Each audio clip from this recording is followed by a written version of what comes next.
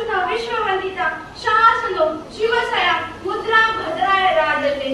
होय, आम्हीच बोलतोय, छत्रपती शिवाजी राजे भोसले।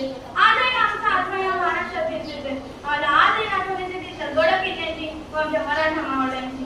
ज्याप्रमाणे आम्ही तुमच्या मनामनाचं तसेच तुम्ही आमच्या नसा मी आजही आमची जयंती साजरी करता। छान वाटतं, मी आजही आमच्या नावाचा जयघोष करता, आनंद होतो। पण एवढे केले म्हणजे झाले असं तर वाटत नाही ना तुम्हाला?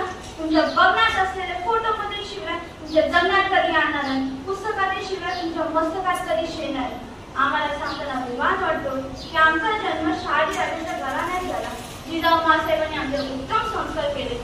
महासाहेबांनी रस्ते आम्हाला घडवले नसते तर आम्ही तिथे कोणाची तरी गुलामीच केली असती। गोर गरीबातला पंगत जातीनं आम्ही स्वराज्य निर्माण केलं, तेही आई वडिलांच्या संस्कारांमुळे। घराघरात महासाहेबांप्रमाणे राजपद्धती जाऊ तयार होती, जे स्वखुशीने शिवरायांना जन्माला घालतील व ते महाराष्ट्र राखात येतील। त्यासाठी तुम्हाला मात्र बदलावं लागेल, या मातीवर तुम्हाला प्रेम करावं लागेल। कशासाठी केला होता आम्ही हा अट्टहास? तुमच्यासाठीच ना?